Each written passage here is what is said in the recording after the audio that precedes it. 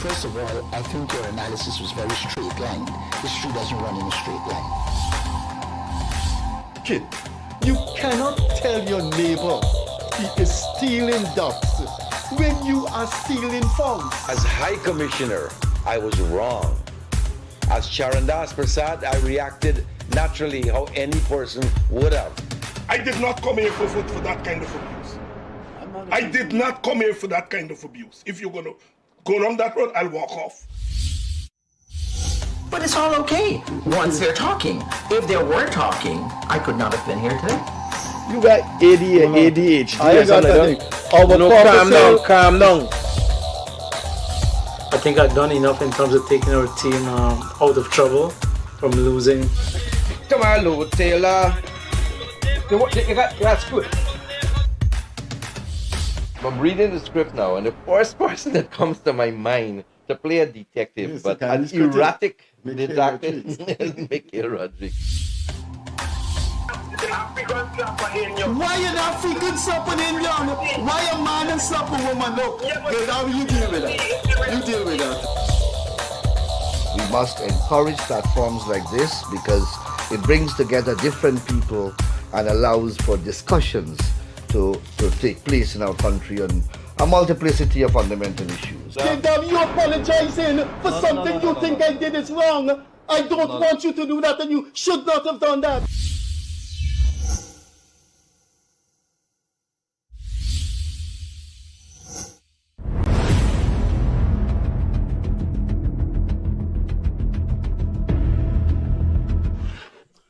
Hi there, welcome to the Freddie Kissoon Show with co-host Akash Prasad.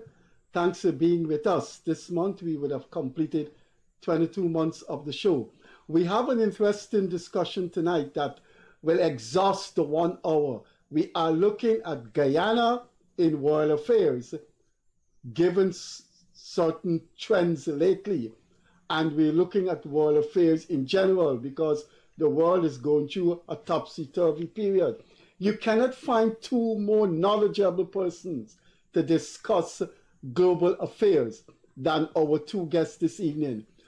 One has been a foreign service, served in the foreign service for over 35 years, was posted at the United Nations and then became legal advisor to the Secretary General of the CARICOM Union. That is Neville Bissember Jr. In case you want to know why he was named Junior, his father was in the cabinet, first cabinet in the 1966 Independence Cabinet. Neville Bissember, he was named after his father. And then we have someone who was served in the Canadian Broadcasting Union as an investigative journalist for 33 years. So between these two men, we have 70 years of knowing what has been going on in the world. Nazim Baksh worked as an investigative journalist for over 33 years in Canada and had the, I don't know what word to use, privilege, what opportunities, best to say opportunity, had the opportunity four times to interview the prisoners at Guantanamo Bay. Thanks for staying with us. Please stay with us for the hour because we're going to discuss Haiti, Gaza, Ukraine, but more importantly, things are happening in Guyana. Welcome to Akash Prasad. He will be part of the program from now on. Gentlemen, you've been here before. Thanks for being here once again. Freddie, thank you. Thanks. I want to pose a question to both of you because I think the people in and out of Guyana want to know what is happening here. Gentlemen, we've had the Secretary of State, Anthony Blinken, here. Then we had member of the cabinet of the U.S. government, the U.S. ambassador here. The U.S. ambassador to the UN is a cabinet position. Then we've had the CIA director. What is going on? Apart from that, there have been several high-level business delegation and congressional delegation. And two very, very known former leaders of top countries have been in Guyana, Tony Blair and Bill Clinton. What is going on in Guyana? Why this in 6 weeks? this hectic schedule of powerful people? Why is the CIA director in Guyana? Neville? Thanks, thanks, Freddie. And just to clarify, I didn't name my son Neville because my father was in board of cabinet. He mixed up everything. I named my son Neville because my father is Neville. As is my grandson. No, I said your father named you Neville. As is my grandson. So I said in case you're wondering what is a junior about, your father named you. He was in the first board of cabinet. Anyhow. He was in the first board of cabinet. Yeah, and he skipped. Yeah, but that's not the reason why. That's the reason why. My name is Neville, or my son's name is anyhow. And he missed out. I know you don't miss the Sure Jack. Well, it's the only program, you come on, you give me a your friend Mark out and say, yes, 30 of them. How many it's you the only have? program that I come on. It's the dress code. He tell me how to dress properly. And he missed the 9 years in Brussels when I was at the ACP as legal counsel. So, listen, you make this song almost like you're lamenting it. And you're wondering, you should be glad that all these things are happening. We on the map, my friend. People don't talk about Jonestown anymore, that nonsense. We on the map because of oil and gas, because President Ali is showing some leadership with the food security within CARICOM. He had a good meeting at the Security Council, chaired a meeting on food security and conflict on those linkages. We on the map for those positive reasons. So don't make it sound like what's going on here. No, you should say, look at what is going on here. And what is going on here? We on the map. You got important people coming. You should know that people like Mr. Blair, Tony Blair, and President Clinton, even though these people are out of elected office, they're still very influential. I've worked with Mr. Clinton and former Secretary General Larocque. He had a Clinton initiative on climate change. We were integrally involved with that as CARICOM. Powerful fellow, powerful speaker, powerful ideas, powerful thoughts. This particular visit with the Dominican Republic, I can't put a spin on that. I see the Dominican Republic knocking on the door of CARICOM. We had problems with them in the past, with the Haitians, the treatment of Haitians, particularly black Haitians. And for a while we had suspended political dialogue with the Dominican Republicans whilst we were still carrying on technical cooperation. I see the president made a statement the other day. I don't know if it's a membership or associate membership they want now, but this looked like a trade-related thing. Dominican Republic is a big market. I believe in terms of the terms of trade, they probably have more to trade to us than we, maybe with the exception of Trinidad and Tobago, and to a lesser extent Jamaica, have to trade in the other direction. But services, tourism is a big thing. Maybe they want to set up 1 or 2 hotels here. So that one I'm not quite clear about. President Clinton, he is an old friend of Haiti. Maybe he's crossed the border now. Those two countries share Hispaniola.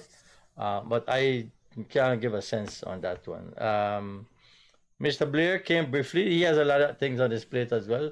And you'll be assured that when those gentlemen travel, if the government knows that they're going out there, they normally bring a message. Now, the CIA director, and if you realize, his visit was unpublicized. His itinerary is not shared with anybody, right? Unlike Mr. Blinken. When Mr. Blinken was coming, we knew he was coming in advance. The CIA director just turned up because of the nature of his job. And there are 2 reasons perhaps. One is that he came in person because what he wanted to say, he wanted a one-on-one and must have had some amount of urgency because President Ali has been in Washington 2-3 times in the past. And also, he came just before the U.S. vote in the Security Council on that situation in Palestine. Maybe he came to bring a message. I, again, can't give a sense because I thought Mr. Blinken was the person, the State Department, leading the U.S. position on that. Mr. Blinken was in Israel last week talking to Prime Minister Netanyahu. And look how that turned out. Look at the situation now. The relationship really is fractured. So it may well be the case that Mr.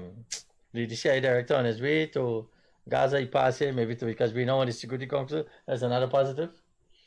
But you shouldn't lament these things. And I think overall, those kinds of visibility and presence and public appearance of those kinds of leaders put us in a good light.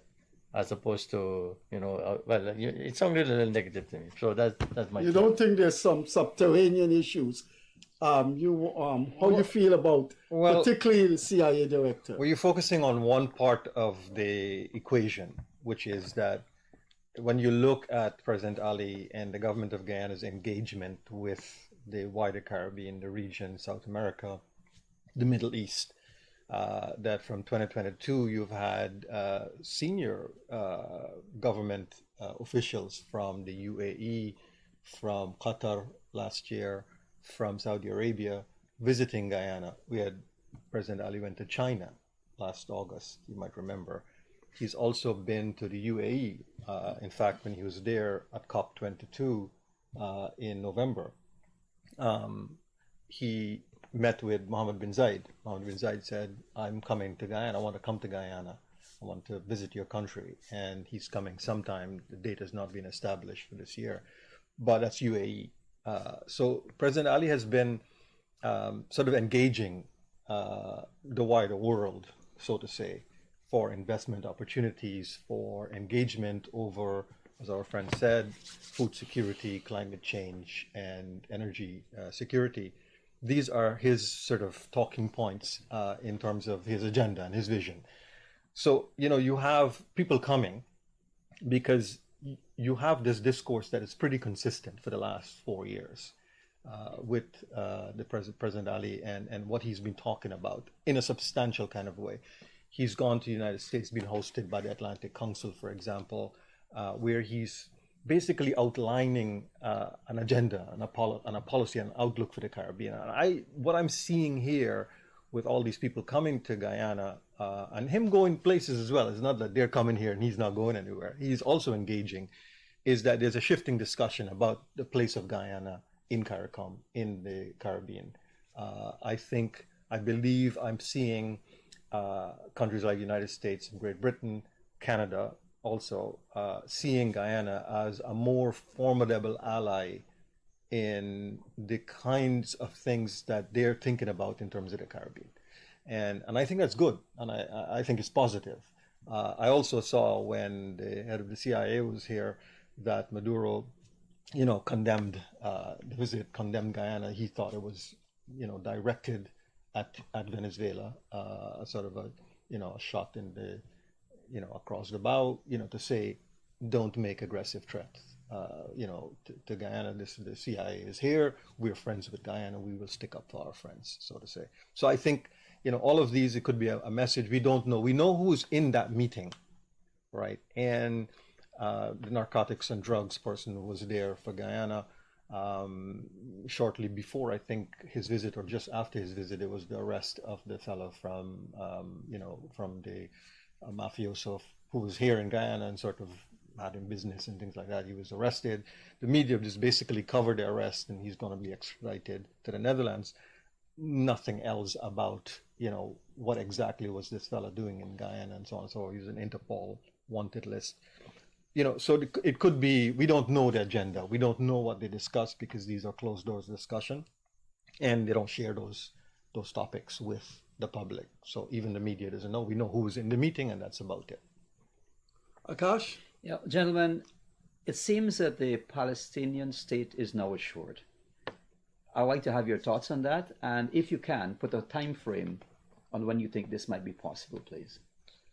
Well, I mean, look, I don't agree with the framing of that question. I don't think Israel has a plan for the day after.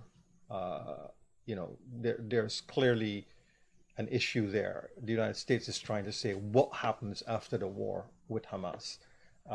What happens when all of this gets quiet down and you've defeated Hamas and you got your hostages back and so on and so forth. If that's the clear case, that is why they're persecuting this war.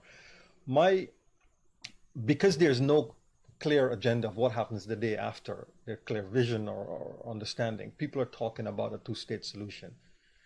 But when you look at the record, Volker Turk, the United Nations head of human rights, he said that there is doubts that Israel will ever agree to a two-state solution with the Palestinians. That is, Palestinians, which state?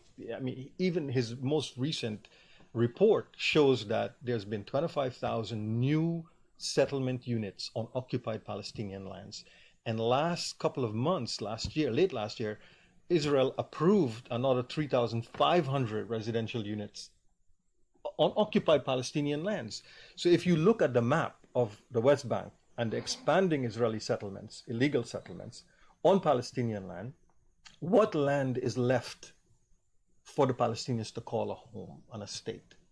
And Gideon Levy, who has been writing a column called The Twilight Zone for Haaretz, one of the prominent newspapers, one of the most prominent Israeli journalists, has been saying for a long time that the idea of a two-state solution is a dream. There is no intention by the state of Israel to grant the Palestinians an independent homeland. So when people talk about a two-state solution, it's really empty rhetoric, because Israel now is saying, Netanyahu is saying, well, I'm not even discussing that. So that's not even under discussion in a state. So what happens? When will this war be over? What will bring this war to end? It's your guess, and the massacre continues as we speak. The question, Neville, Did you say the Palestinian state is assured? Now that you have the Gaza thing, the EU guy actually said, the EU commissioner said, we are interested in a two-state state, even if Israel is not. Biden has talked about a two-state. Well, I don't know. Somebody in Brussels could make that decision. So we're saying this Palestinian state is assured. Well, it seemed basically assured, but Netanyahu has said that he's not going to stick to the ceasefire because Precisely. So exactly, you're asking and answering the question. I mean, look, I told you, Freddie, that is a long, protracted process. Netanyahu says he's going ahead with his plan to eliminate Hamas. He just canceled Rafah. He just canceled the trip to Washington. The Israeli defense minister was in Washington, and when the Security Council vote came out, made some serious statements. If you look at the events of last October, the 7th, you'll see Hamas doing a lot of violence and visiting violence and death and destruction on a lot of people. And people say there's something in international law called a right of self-defense. Right? So you say, okay, Israel has a right to self-defense. But the lawyers will tell you, just like in any domestic situation, if a man, the defense has to be proportionate. Okay, the man pelts you with bricks, you can't come back shooting with no big gun. Okay? And if you look at the kind of equipment and machinery that Israel has compared to what Hamas does not have. I'm not saying they don't have weapons. They're getting weapons from all kind of friendly surrogate people, Iran and so on. But it's an imbalance. And there's a view that in response, the self-defense has been disproportionate. Just last night, I was watching something on Al Jazeera. Al Jazeera Investigates. And when the program was finished, I was confused. Because all these things you hear about women being raped and children being beheaded, their investigation showed there's no evidence of that. And there's some list they were showing of people that were killed. I don't know who compiled the list, but there were only 2 children on the list. So there's a lot of disinformation out there. They show an Israeli spokesman, a gentleman from one of the relief agencies, saying he sees some body and knife in the fetus and so on. You say you have a photograph and they ask him to produce your photograph. He didn't produce it until now. There's a lot of disinformation out there. I wouldn't hang my head on a hat just on the basis of one television program. What I'm saying to you, if you take a holistic view from 1947 coming forward, don't just look at last October, because the Palestinians and the Arabs will tell you that for decades, Israel has been increasing the occupation in Gaza and those strips. You know, it's like a siege mentality. You got to get an ID card. You got to pass a checkpoint every day. When you talk to the Palestinians, they tell you also about some of the hardships that they've been through. When you talk to the Israelis, I work in the UN with Israeli colleagues, all of them are conscripts. Every able-bodied person, even some of the women, have to go and do military service, because they will tell you, if you look at the map, it's a small Israel with the Jews, surrounded by a number of Arab states. And the 1967 war was testimony to that, how resilient the Israelis are. So that is a long, protracted situation. That's why I'm asking you again about things being assured. I don't know that anything can be assured now, my friend. So both of you are saying that a Palestinian state, despite this opening now, is still a remote possibility? Well, Palestinian state, Freddie, is going to be based on land. So is what Israel wants? Is that what both No, of you are well, saying? which land are you going to put them on? Where are you going to put the Palestinian? The settlers would have to withdraw. They would have to, but that means that Israeli Defense Force will have to go in and remove forcibly. These are not shacks. Settlements are not shacks. They're built up. I mean, if you could imagine, well, I don't know if you even have that comparison in Guyana. It's like taking a part of Guyana, like Georgetown, with residential buildings and schools and clinics and colleges and just uprooting those people. I mean, you would have to go in to the West Bank and remove 450,000 settlers. 450,000 settlers. That's just under 500,000 people. Then you would have to go into East Jerusalem and do another 250,000 to give back Palestinians their lands that have been taken from them inside Jara and these places, right? How Israel would have to go to war with itself in order for them to reclaim this land and give it to the Palestinians. Are they going to do that? If there's no will to stop the bombing of, the Americans are telling Netanyahu and his defense minister Gallant and these people, do not bomb Rafah. And yet Gallant is in Washington, as our colleague rightfully said, asking for F-35s and F-16s, right? At the height of this, while the United Nations vote is said, calling for a ceasefire, and the United States abstained. The clear message between Biden administration and Netanyahu has been so clear cut, and the Democratic Party is basically split with Netanyahu, right, and his regime. The man is still insisting that he's not going to fold. He's now blaming the United States. I mean, by the time we go to air with this, it might be old news, but he's blaming the United States for Hamas walking away from the table in Doha.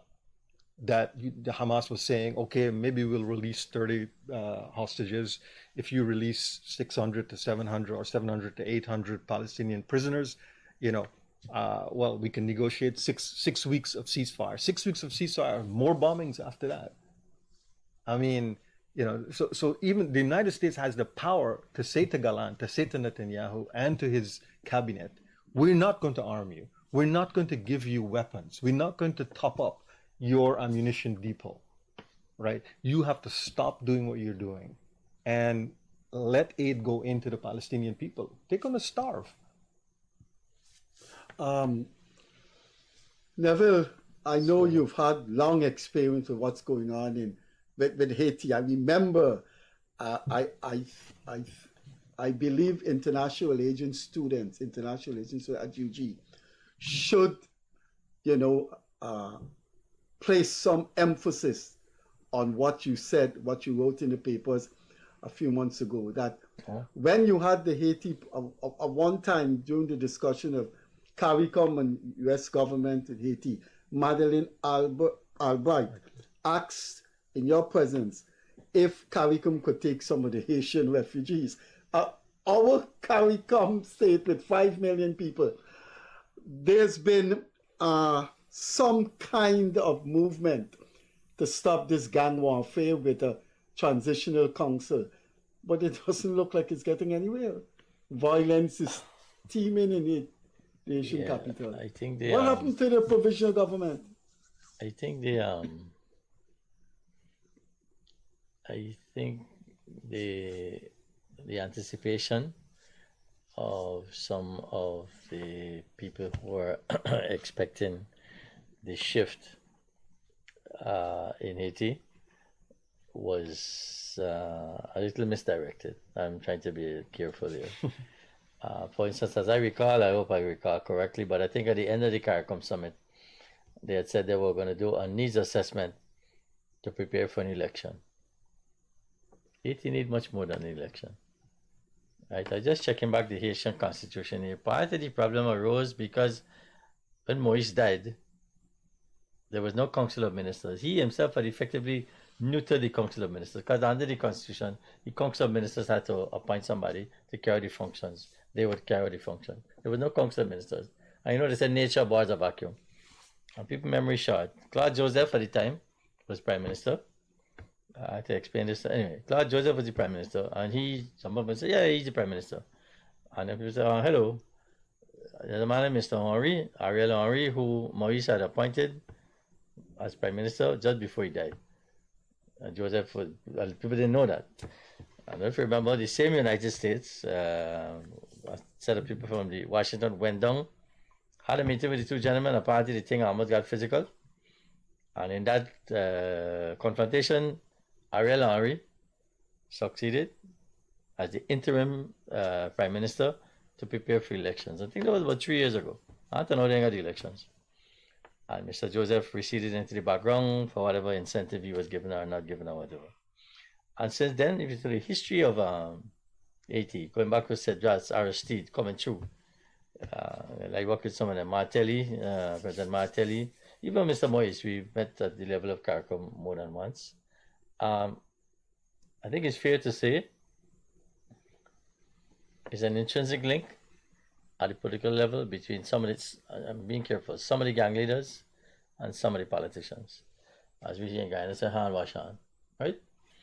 We see that, for instance, decades ago in Jamaica, where the violence associated with the politics was deeply linked to the political parties. Jamaica has gone past that, long time now. So I think once again an external solution is being visited upon Haiti. I think this time, and credit must go to President Ali, the CARICOM is going about it a little differently. They've actually consulted with some of the stakeholders in country, and that's part of the problem. I went 80 years ago with this lady Glennis Skinner from the European Union, and we asked for a meeting with the opposition. 100 and something opposition parties, my friend. Some of them didn't even come. You know, the country and the government of the day profits from that kind of thing. Divide and rule, setting the cat among the pigeons and so on. But the recent resignation of the Prime Minister there, the President, sorry, he was coming from Kenya with a deal to bring 1,000 Kenyan police force into Haiti, like who don't speak French, and Chad and some other country, I can't remember.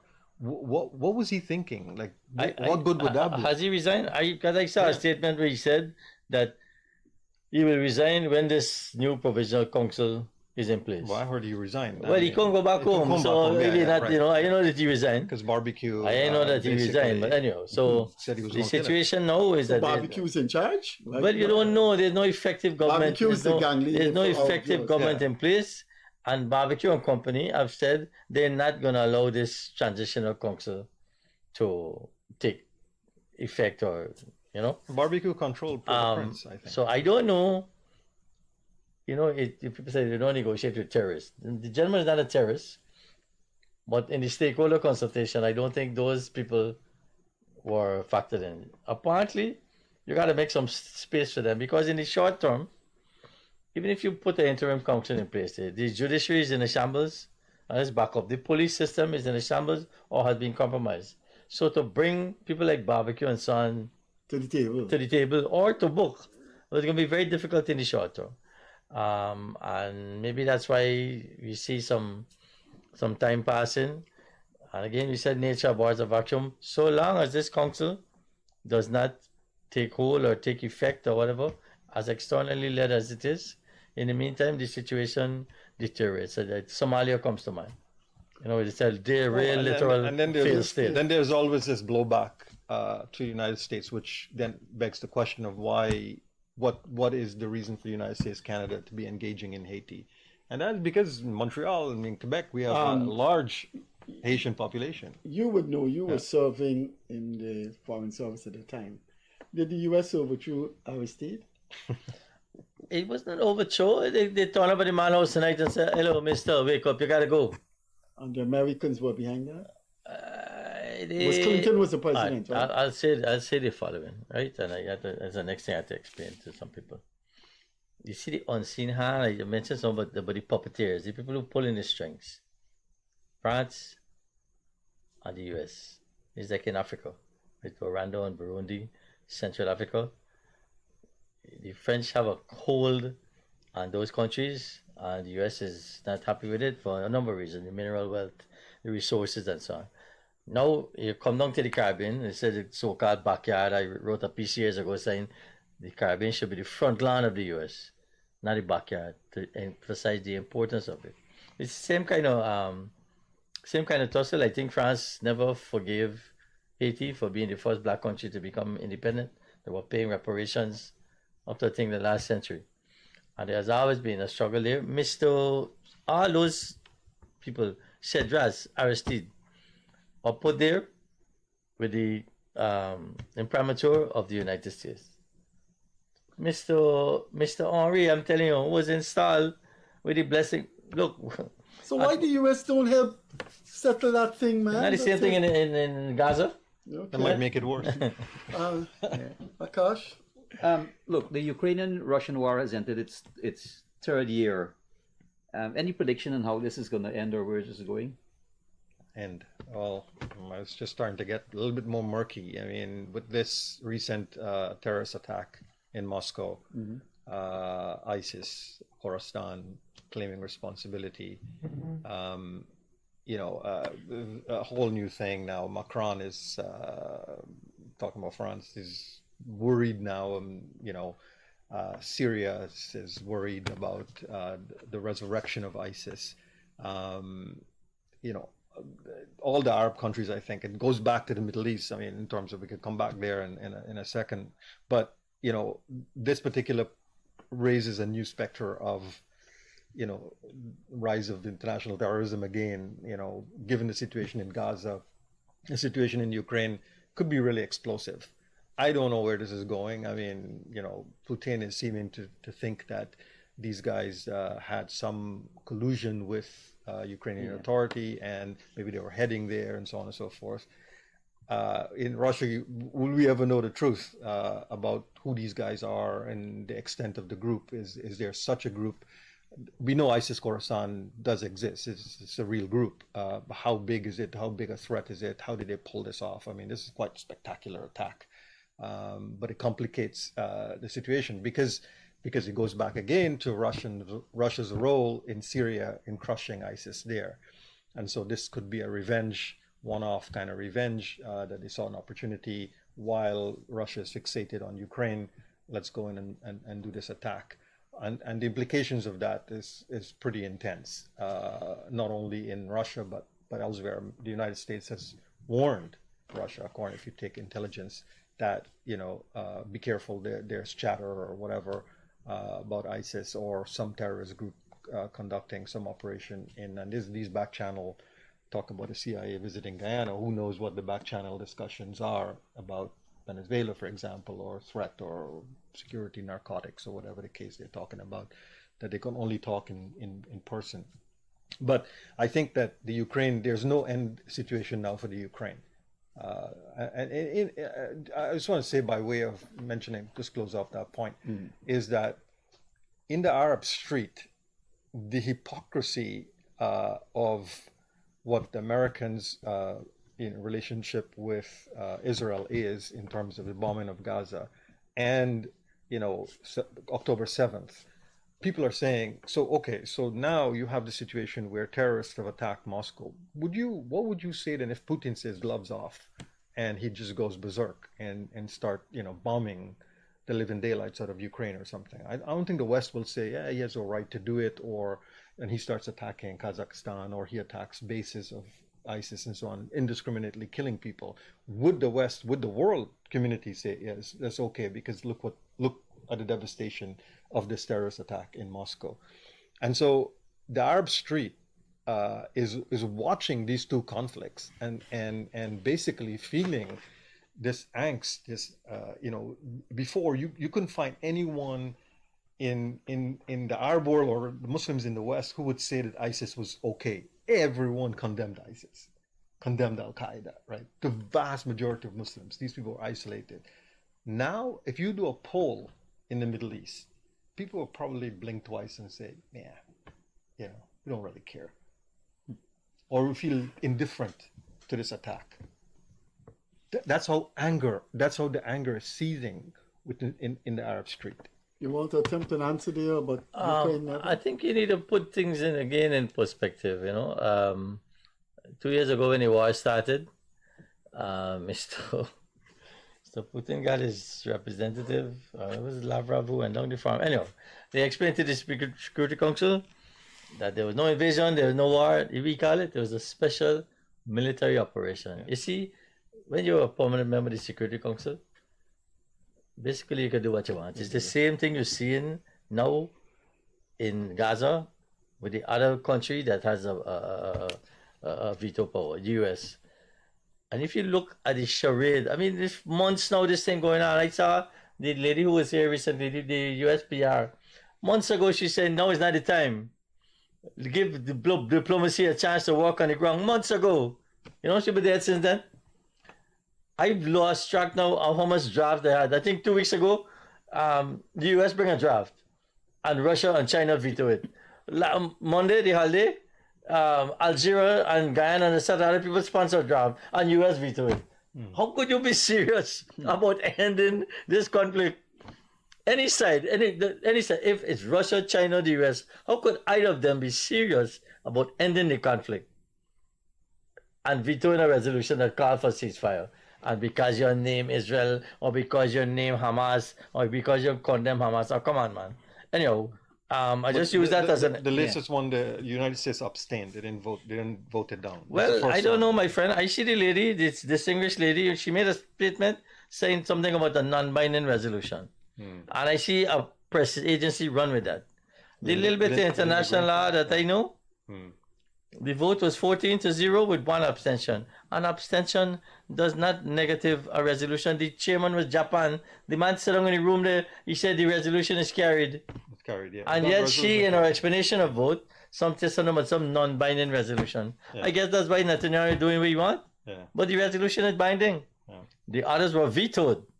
Yes. Nobody vetoed this one. That called for ceasefire, but she said she lamented that they wanted a condemnation of Hamas. It was not in there. That's why she abstained. Yeah. Right? But to the Ukraine story, it's been going on for a long time. I saw something the other day. People need to look at these things. India apparently has come into its own now because Mr. Modi has a relationship with both, President Zelensky and President Putin. He called Putin the other day to congratulate him on his election victory. So he got. And there's an initiative now. One time I saw India might have been hosting a meeting, but I think Switzerland has an old hand at brokering peace. They want to call a summit to bring the war to an end. Of course, the question is who gonna come or who not gonna come. Or maybe the technology nowadays, just like with the BRICS summit, Putin was to go, he didn't go. In the end, he addressed them virtually. But those kind of initiatives, the Norwegians have become famous now for brokering peace. They got this thing down pat. They do it with the Colombians. They were working with Venezuela. They've done peace deals all over the world. I'm surprised that so they have an experience in this thing. Even with our story with Venezuela, when Secretary General Ban Ki-moon asked for the enhanced good offices, it was Ambassador Nylander from Norway who led the discussion because of their expertise. So there might be some lining. Some silver lining coming. I guess I don't know if it's fatigue. Of course, people making a lot of money in these wars. You can't have a war without guns, bullets, tanks, planes, the whole 9 yards. But beyond that, if people are really serious about peace, just like what we say with our foreign policy, diplomacy is the first line of defense. In those situations, the war is already raving. We don't have a situation of aggression open as yet. That's why we rely on diplomacy. Now is the time maybe to go back around the table. You see the same thing going on with Gaza.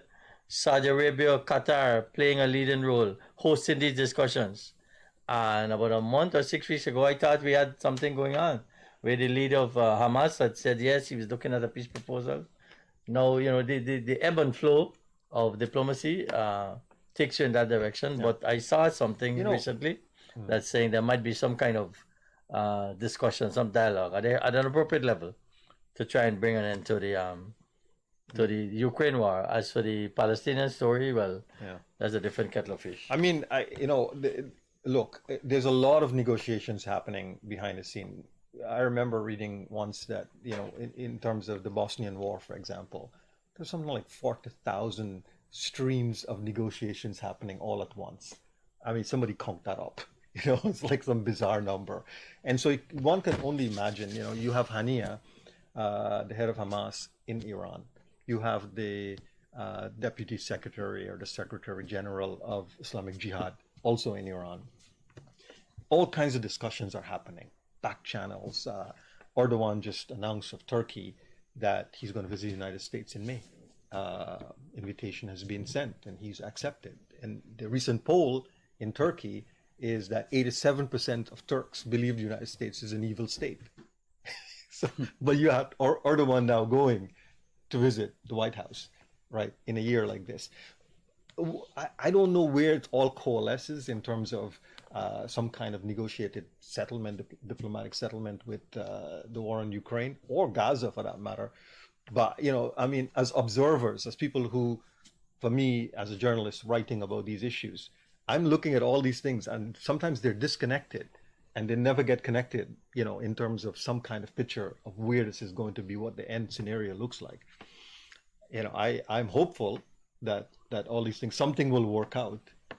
I want to ask both of you, what will you envisage? What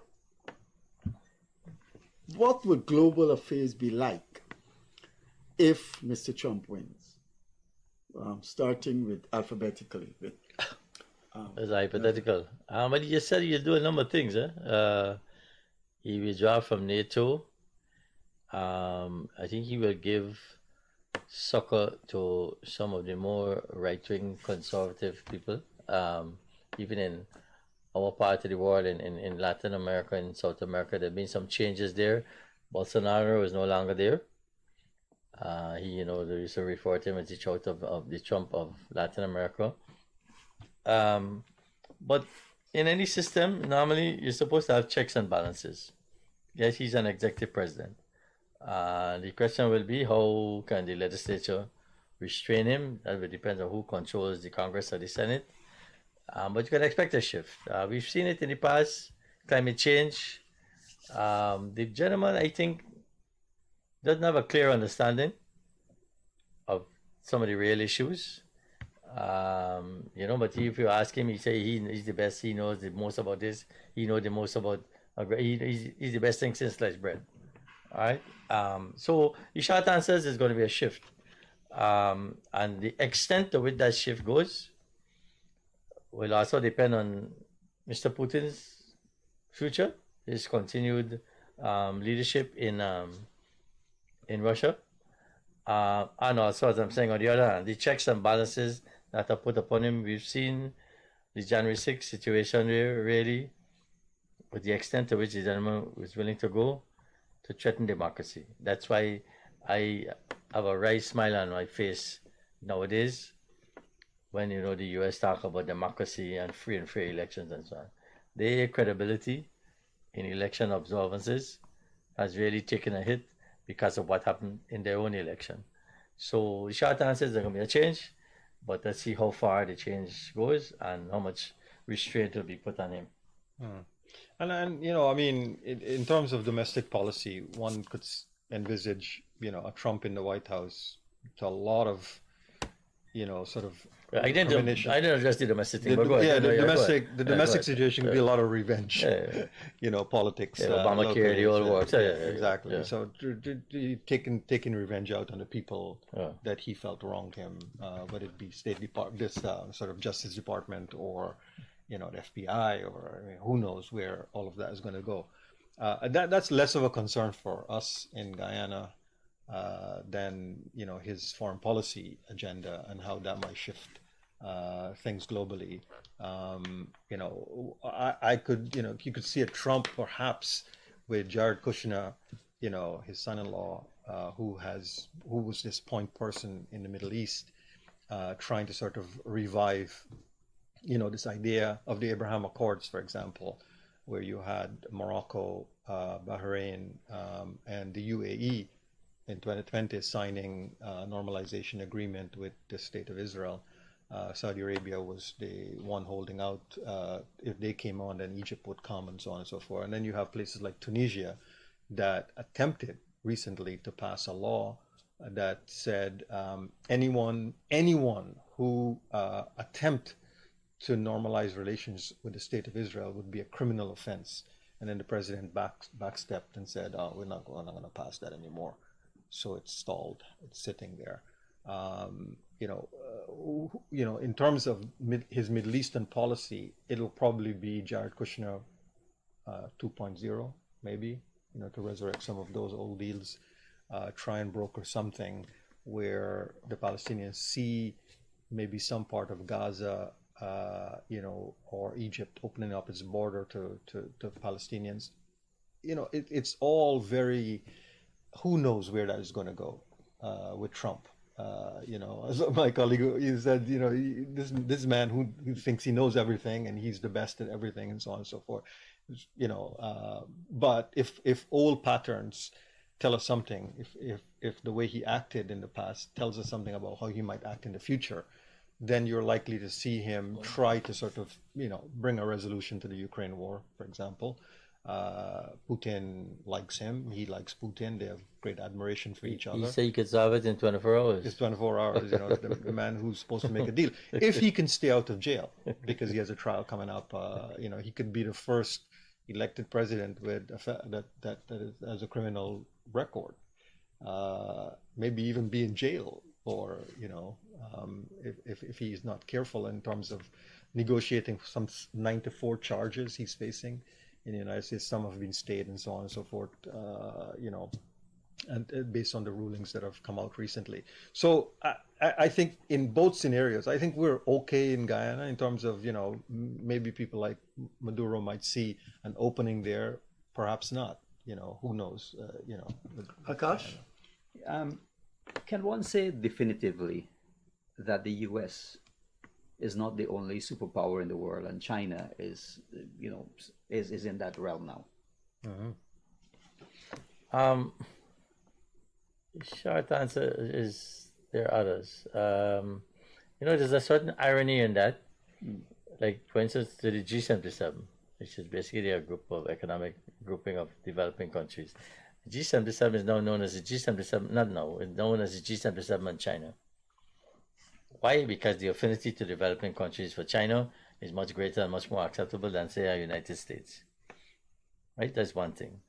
When you look at the statistics, the numbers, the economy, the amount of foreign reserves they have, the amount of influence, the kind of clout they have now, especially as a permanent member of the Security Council, depending on the yardstick that you use, I think the people in the World Bank will think, whatever, it still has the criteria of a developing country, because when you take, I think, the population, the per capita income and so on, because the population is so big, the spread, I'm no economist, but depending on the criteria you use, some people still regard China as a developing country. Well, my friend, I don't know. Developing country got all the they call themselves a developing country. It's the reality. And let us be clear, our friends in Washington have been very uneasy about some of the strides that Beijing has been making. We see it in the South China Sea with that, on again, off again kind of skirmishes and wars, or, with the passage through that important sea area. In Latin America, China has been making inroads. I have to remind somebody, I don't know if you remember when we were going to school. I was at Queen's College then. Since from then, what is it called? Cultural diplomacy. They used to send a set of acrobats here to Guyana, a set of dancers, a set of musicians. I'm telling you, at QC at my school there, this was the beginning of their approach. This is decades ago, and look where they reached now. They're building road for we. They're building airport for we. You can't do no major infrastructure project in Guyana, apparently, without the Chinese. You don't got no American companies building. You got people like the Europeans. Ballas Needham was there over the years. They have particular expertise in some of the things you're doing. That. But the Chinese in Jamaica, Trinidad, the Queen's Hall, Concert Hall in Trinidad, the Chinese build that. The road from the North Coast to Kingston, is the Chinese build that. They've been around in Jamaica, right? And they're chipping away. Bahamar in Bahamas is a collaboration between an American and a Chinese company. So, short answer is yes. There are other superpowers now. Russia, I think, has been taking a hit, but they still have a clout. The ideological battle is over, and this thing is now straight politics, economics. The attractiveness for some people is that the US got something called an annual human rights report, right? They don't issue it on themselves, but they have an annual human rights report. There's never, right? There's no human rights problems in America. But they have a human rights report where they mark people copybook, human rights. The Chinese don't do that.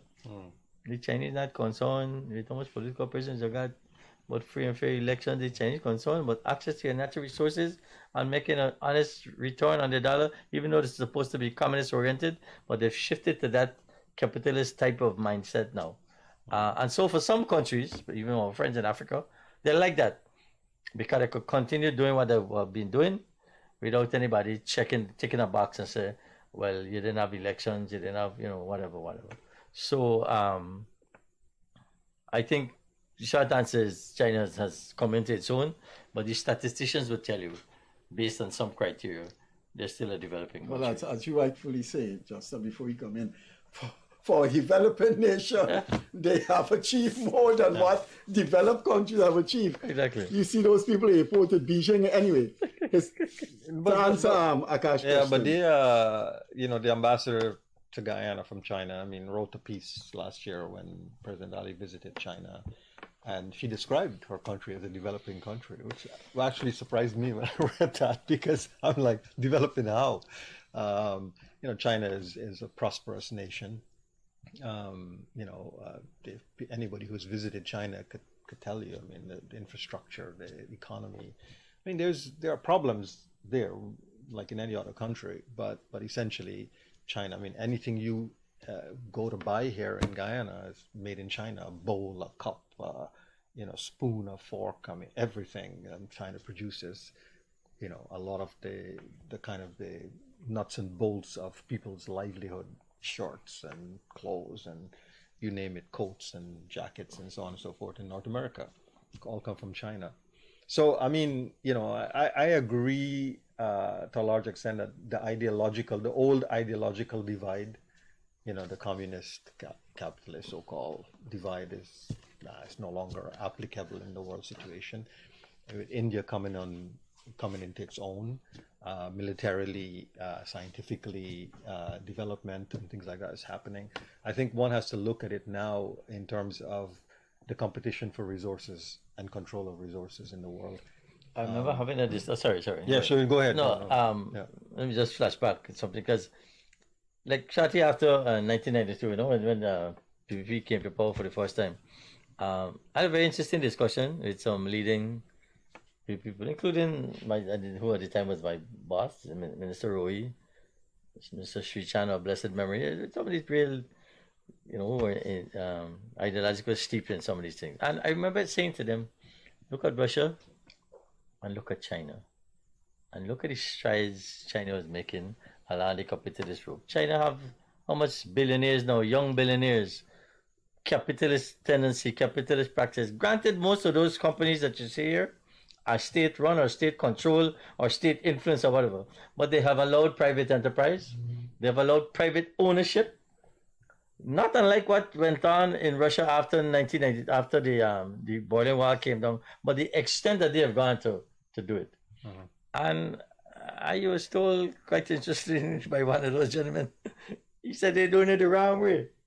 Here's what tell me. He said the Chinese doing it the wrong way. Now, this is somebody who was steeped in the communist ideology and was unwilling to admit that, look, there's some wiggle room, there's some space. Look where we are now, 2024.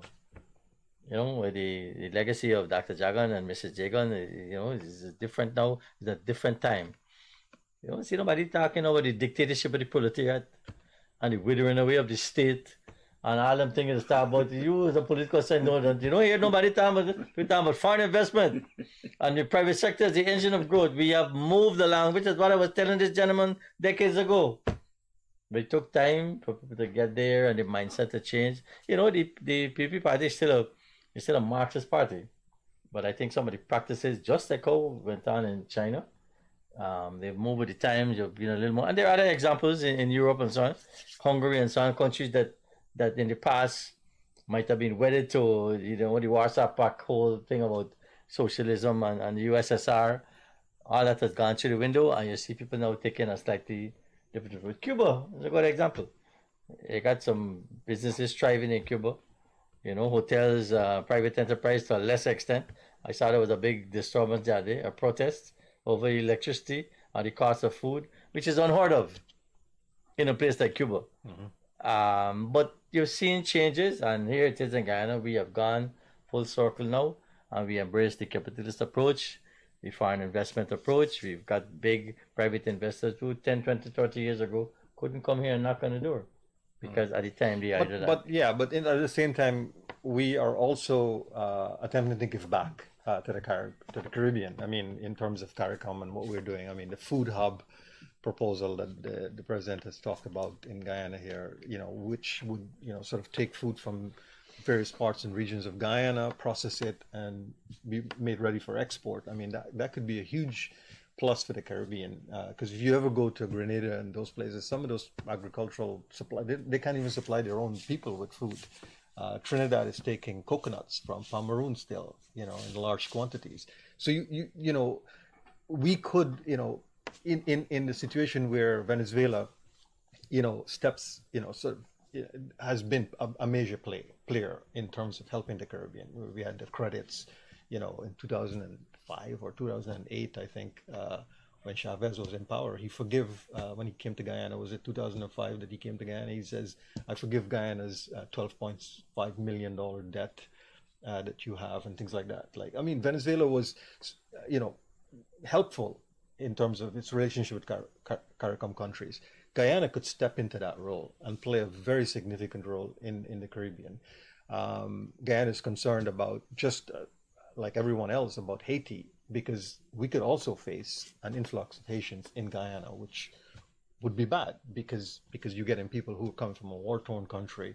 How are they going to help the economy? How are they going to develop? I mean, we're taking nurses from Bangladesh. I think they said 1,000 nurses from Bangladesh are going to come to Guyana for the private sector, right? So it's still socialism, but with a capitalist. The nurses for the state sector. Yeah, Bangladeshi workers for the private sector. Exactly. Yeah, the nurses for the state sector. The state sector, right? Yeah, it's 1,000. He said that they're going to bring. So I don't think it's overarching ideology as much as using the state and the resources of the state to help poorer countries to become stable, to become democratic. We essentially the people of Guyana won a battle in 2020 to save our democracy. Let's not forget that, And so by having that underlying foundation of democratic principles and culture, we stand a better chance to showcase to the Caribbean, to the region, and to the world our values, our ethical values of helping the poor, helping the needy, helping people, get up from their bootstraps, so to say. Our operator signal, we just have about 2 minutes. So quickly, let's end in the region. The French opening an embassy here in 2025. As Neville say, we should be glad these high-profile global figures are coming. So is this going to be the CARICOM country in the future? The short answer is yes. Even like when people, I used to teach a class, I asked them to tell me about Guyana becoming a member of the RSS. And one or two of them mentioned that... Tell our viewers the RSS. The regional security system, right? I couldn't understand it, I must confess, because this is something for the OECS and Barbados, way out. And we are here in South America. There was some talk about extending the RSS southward. But one or two of them mentioned that they might be expecting Guyana to shoulder a lot of the financial responsibility of membership. In some of these organizations, I could tell you from my experience at CARICOM, they got a lot of free riders because people just can't afford some of these things. You got a country to run to buy food and bread and gasoline, and you got to go and pay some contribution to an international organization that you're not sure you're getting the returns from. Are you a prime minister? You got to make hard choices. So it might well be the case that they'll look into Guyana towards that. Some of them write and say that, if Venezuela invade Guyana, the ISS will come to our system. So I asked them. Is Gary Best said that, no? Huh? Is Gary Best said that? He said, attack on one is an attack on all or something like that, yeah. Which is part of the RSS arrangement. But I asked my students to go and check and see how many of those RSS member states have an army. We got to go on. And the UAE also is saying that it's going to open an embassy here in Guyana. The UAE, the United Arab Emirates. Yeah. And so France, I likely could see this kind of being the situation where Guyana becomes the capital of the Caribbean for CARICOM countries and for the region. And that's a great thing, actually. You want to have a final word? No, it was a very interesting conversation. I absolutely learned a lot here too. And I hope that we can have both gentlemen again sometime. I really do think that you have to look very hard to find two persons with the experience of these two gentlemen. That's why I was glad that they agreed. Over 33 years as an investigative journalist with the Canadian Broadcasting Union. And Neville Bissember... Corporation, by the way. What? CBC. Corporation. CBC. And for any confusion or cobweb, Neville Bissember Jr., my understanding, the man who's sitting here to my left, was named Junior after his father, the famous PNC, one of the famous PNC, who was in the first independence cabinet. Now, you were named after the man, right? Yes, but not because he was in the cabinet. That's the point I was making. And you said you have a son. My son is Neville, and you have a grandson. So he's Neville Bissember the third. He's Neville Bissember the second. Yeah, well, now that my dad is no longer around, I assumed the Neville title. And he has also gone ahead and named his son Neville. So your grandson named Neville too. Your son is in the same legal thing like your. He's a lawyer, but like me, he doesn't practice. He's more in banking and the regulatory system in London. Okay. Neville, it's Freddie, always good to have you my here. pleasure. Right. Thank you so much. Thanks. You've been watching a discussion on Guyana in world affairs and world affairs in general. We had two very knowledgeable, experienced men on world affairs. Nazim Baksh, who worked for 23 years as an investigative journalist with the Canadian Broadcasting Corporation, and Neville Bissember Jr., who spent more than 35 years in the Foreign Service and then with the CARICOM Secretariat and was in 9 years in Brussels. Dear to me, my friend. Thanks for being with us. Catch you later. Bye-bye.